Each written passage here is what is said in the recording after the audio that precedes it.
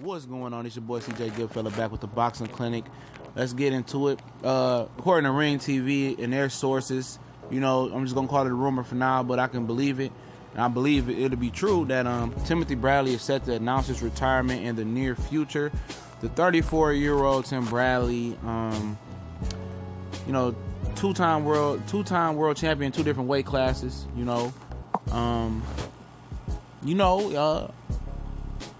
he defeated the odds.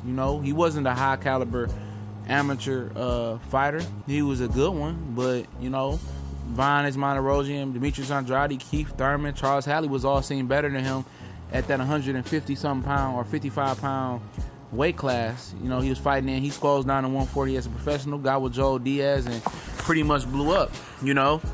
And I knew the retirement was nearing for him. Especially with the Ruslan Provodnikov fight, where he took a lot of punishment. The Palm Springs, California native had done well for himself. I'm put the link in the description for the article. He was talking about the damage he took after the Provodnikov fight, where neurologically he wasn't the same for 2 months. It took him 2 months to recover. He fought 6 times after that. He had a real tough fight with Diego Chavez with a lot of headbutts that he was lumped up real bad. Fought Pacquiao again, took some damage in that fight. Did what he did with Brandon Rios before that.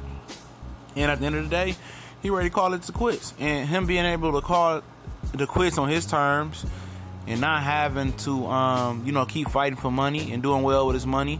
And his wife is his manager, actually his business partner now. Now he's going to retire. They have their own boxers as well.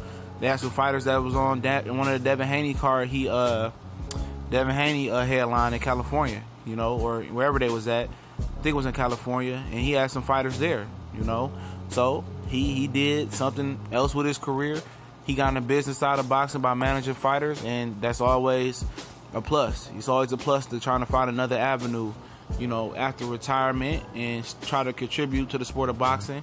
Knowing what he went through with Gary Shaw and, seeing Devin Alexander take a limo to their fight in Pontiac, Michigan, he was taking the van. And knowing the ins and outs of helping these fighters, deal with all these sharks in the sport of boxing and make sure their contracts are correct. And knowing what to look for, man. And he's going to continue to contribute. I said it, if, like a month ago, I did a video, was he a Hall of Famer? I can sense that he was about to retire. And absolutely, I think he's a Hall of Famer. He was the best 140-pound fighter in his time. He went overseas and won his title versus Junior Witter. He was one of amongst the best 147-pound fighters as well.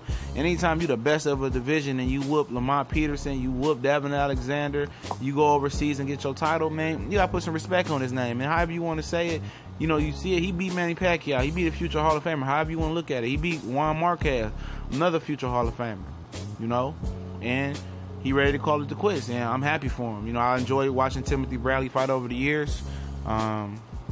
And can't say enough, man. One of my favorite fighters of all time still, because he was a tough guy. He fought any and everybody. And he's going to continue to contribute to the sport of boxing. And, like to thank Desert Storm Timothy Bradley. We go.